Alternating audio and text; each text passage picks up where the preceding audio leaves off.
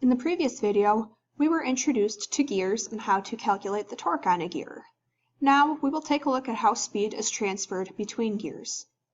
The speed of gear B is equal to the speed of gear A multiplied by the ratio of the number of teeth on gear A to the number of teeth on gear B. If we have two gears with the same number of teeth, they will have the same speed. The speed will typically be measured in RPM, or revolutions per minute.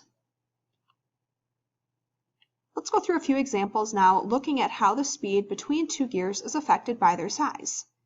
Here we want to calculate the angular speed of gear B. Gear A has a speed of 100 RPM, and it has 45 teeth. Gear B has 15 teeth.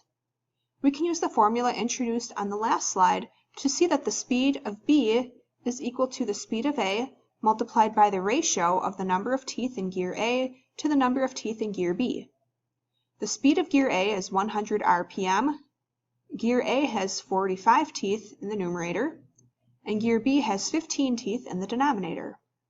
Multiplying, this means that the speed of gear B is 300 RPM. In this example, we again want to find the angular speed of gear B. Gear A is spinning at 250 RPM and it has 30 teeth. Gear B has 60 teeth. We will use the same formula as the last example, where the speed of B is equal to the speed of A multiplied by the ratio of the number of teeth in gear A to the number of teeth in gear B.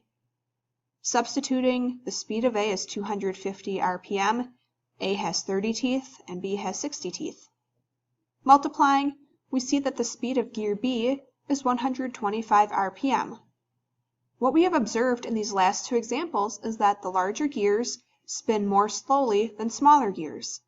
In other words, the less teeth a gear has, the faster it spins.